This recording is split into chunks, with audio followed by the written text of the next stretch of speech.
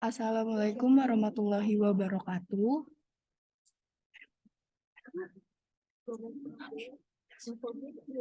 Yang terhormat Ibu Lolita Sari selaku dosen pengampu mata kuliah Manajemen Perpustakaan serta teman-teman kelas 6F yang berbahagia. Puji syukur marilah kita panjatkan kehadirat Allah Subhanahu wa taala yang telah memberikan rahmat dan hidayahnya sehingga kita dapat berkumpul kembali pada perguruan hari ini. Salawat serta salam semoga tetap tercurahkan kepada junjungan kita Nabi Muhammad SAW. Pada pertemuan hari ini yang akan tampil presentasi adalah kelompok 9. Izinkan saya memperkenalkan anggota kelompok 9 yaitu Khairunisa Memuna dan saya sendiri Nelsi Zeni. Pada pertemuan kali ini kami akan mempresentasikan hasil diskusi kami yang berjudul pelayanan, jenis, dan kegiatan.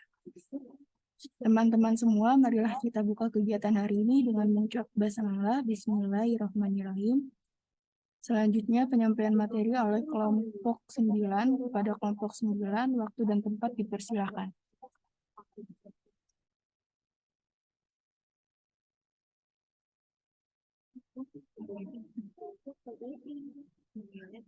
Baik, terima kasih Nelsi. Di sini yang pertama adalah pengertian pelayanan perpustakaan.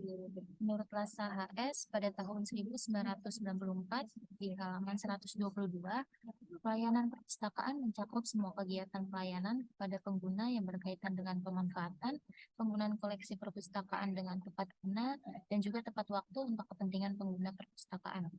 Lalu menurut KH Yunisi pada tahun 2007 pada halaman 85 menyatakan bahwa pelayanan perpustakaan merupakan kegiatan yang memberikan layanan informasi kepada pengguna perpustakaan dengan menggunakan prinsip-prinsip dasar seperti pelayanan bersifat universal, pelayanan berorientasi pada prinsip dan pada pengguna, disiplin dan sistem yang dikembangkan mudah, tepat dan juga tepat. Dari beberapa pendapat di atas dapat disimpulkan bahwa pelayanan perpustakaan merupakan seluruh kegiatan pelayanan yang berupa pemberian informasi dan fasilitas perpustakaan kepada pengguna dengan tepat, waktu, dan benar. Selanjutnya ada tujuan pelayanan perpustakaan. Menurut Marco Akinojo pada tahun 1993, tujuan dari pelayanan perpustakaan itu untuk memberikan layanan kepada penggunanya dengan mengantarkan berbagai informasi terhadap pengguna yang membutuhkannya. Lalu menurut Pena pada tahun 1972 yang menyatakan bahwa tujuan utama para pelayan perpustakaan adalah untuk memotivasi dan mendorong para pengguna atau actual users dan calon pengguna atau potential user agar lebih dalam dan luas dalam membaca buku. Nah, untuk mencapai hal tersebut dibutuhkan perencanaan, pengetahuan teknis, wawasan yang luas, dan juga pendekatan profesional. Dari beberapa pendapat di atas dapat disimpulkan bahwa tujuan dari pelayanan perpustakaan adalah melayani dan memenuhi kebutuhan penggunanya.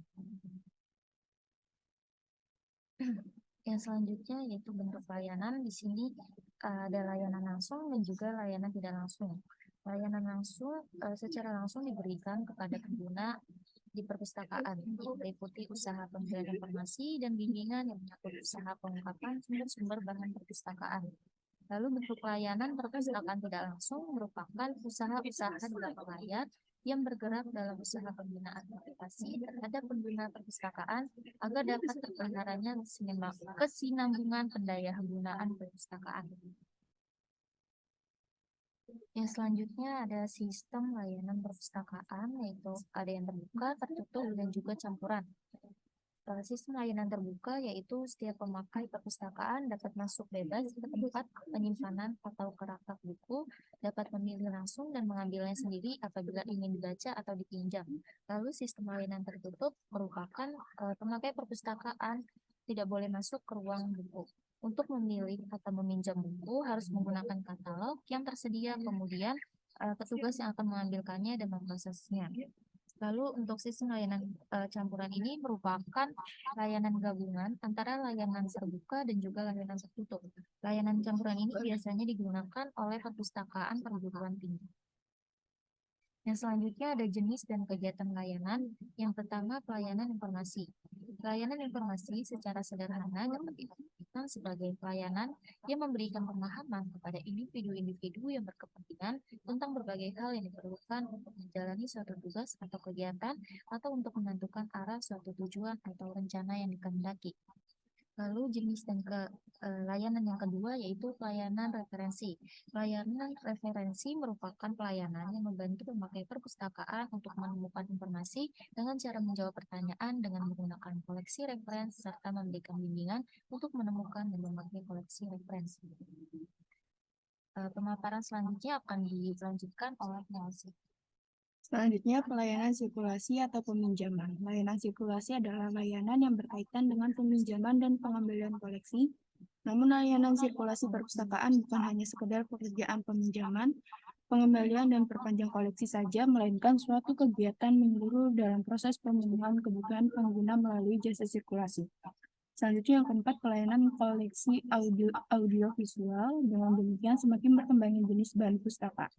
Sebagai akibat dari perkembangan teknologi informasi, ini banyak perpustakaan yang memiliki koleksi audiovisual seperti kaset, mikrofilm, kaset video, dan CD atau DVD room. Biasanya perpustakaan menyediakan ruang khusus audiovisual karena untuk membaca koleksi audiovisual diperlukan alat baca khusus.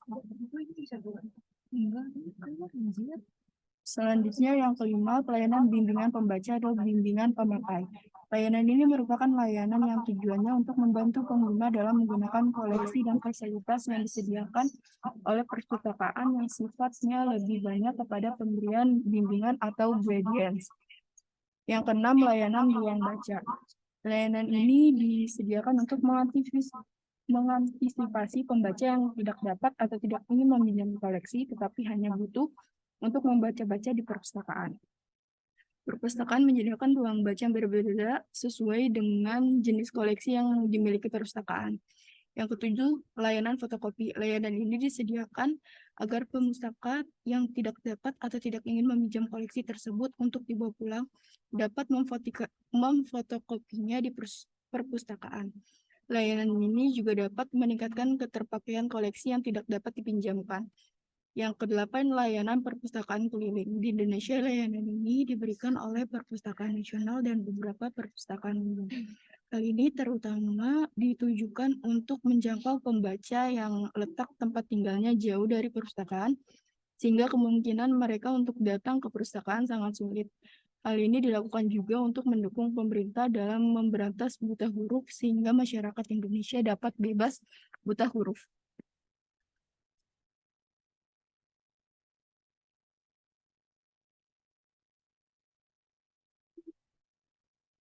Baiklah teman-teman, kita telah menyimak pemaparan materi dari kelompok 9, selanjutnya yaitu sesi tanya jawab.